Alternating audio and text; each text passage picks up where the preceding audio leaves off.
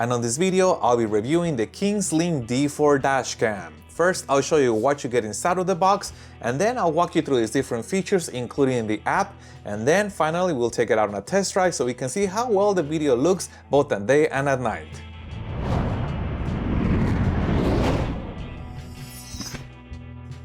And as always, I'd like to remind you that I place a link in the description down below to this dashcam in case you want to get one for yourself. And starting at the front of the dashcam, Kingslim says that they have equipped it with the Sony IMX335 image sensor, and they have paired that with a 170-degree field of view lens. And moving over to the left side, we have a single power on button, an LED indicator, and a dust cover that protects the SD memory card slot. This dashcam supports memory cards as large as 256 gigabytes. Moving to the back of the dashcam, we have a 3-inch high-resolution screen, which is also a touchscreen. And moving to the top of the dashcam, we have the input for the rear camera, and then we have the location for the mount. And here's what that mount looks like. The GPS antenna is built in, and the mount is gonna clip to the dashcam on the front. The mount also has tilt capability, so we're able to aim and adjust the dashcam. There is an input for power in the form of a mini USB connector, and for mounting the dashcam, they have included this high-strength double-sided tape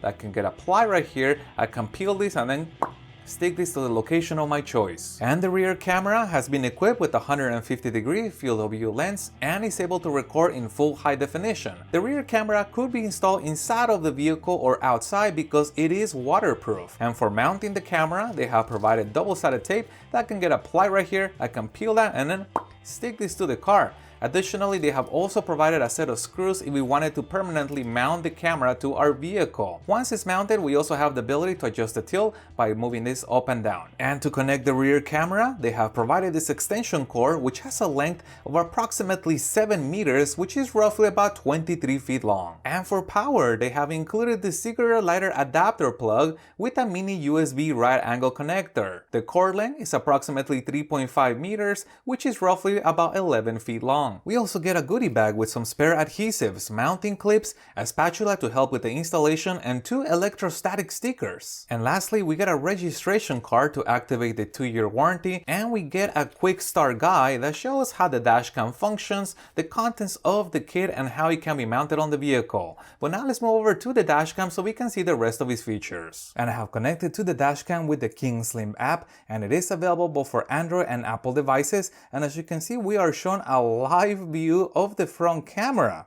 However, if I press this icon right here, we can switch to the rear camera and we also have a live view. You'll also notice that we have an icon in the center of the app that allows us to start the recording or stop the recording if we wanted to control the dashcam that way. We also have this little icon that looks like a little camera, and that allows us to take a picture. And if we wanted to watch the videos that this dashcam has recorded, we can go into the video folder and play them directly off the app or download them into our phone for future safekeeping. And we also have this little gear icon that allows us to change the settings of the dashcam directly from the app, including the Wi-Fi password. But now that I've shown you the functionality of the app, let's move over to the vehicle so we can see the rest of the dashcam features. And we'll begin with the startup test.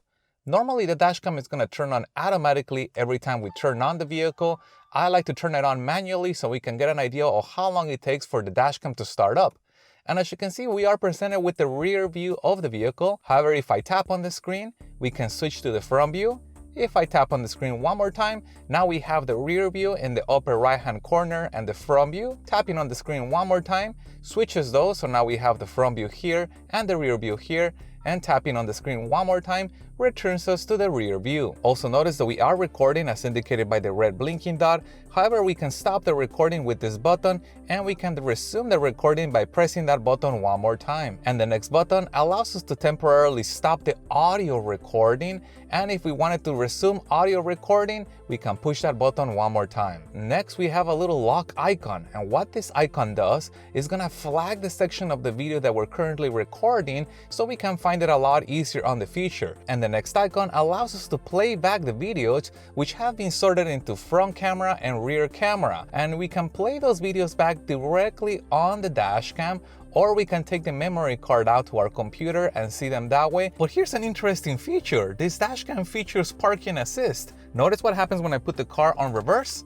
the dashcam switches to a rear view and it gives us reversing guidelines. Normally, parking assist is not available on smaller dashcams like this. In here we have it, which is kind of interesting. And now when I return the car to D, the dashcam returns to its prior view. But now let's look at the options of the dashcam with the last icon. And the very first option allows us to change the resolution, where we can select for the front camera to record in 4K at 30 frames a second, while the rear continues to be at 1080p, or record at 2K and 30 frames a second, while the rear continues to be at 1080p. But there's a couple more things that we can customize on this dashcam, such as the miles per hour or kilometers per hour. We can also change the sensitivity of the G sensor. We get 3 different settings: low, middle, or high. Additionally, we get parking mode without the need to hardwire the dashcam. And we have 3 settings to select the parking mode sensitivity: low, middle, or high. There are other functions on the menu that allows us to customize this dashcam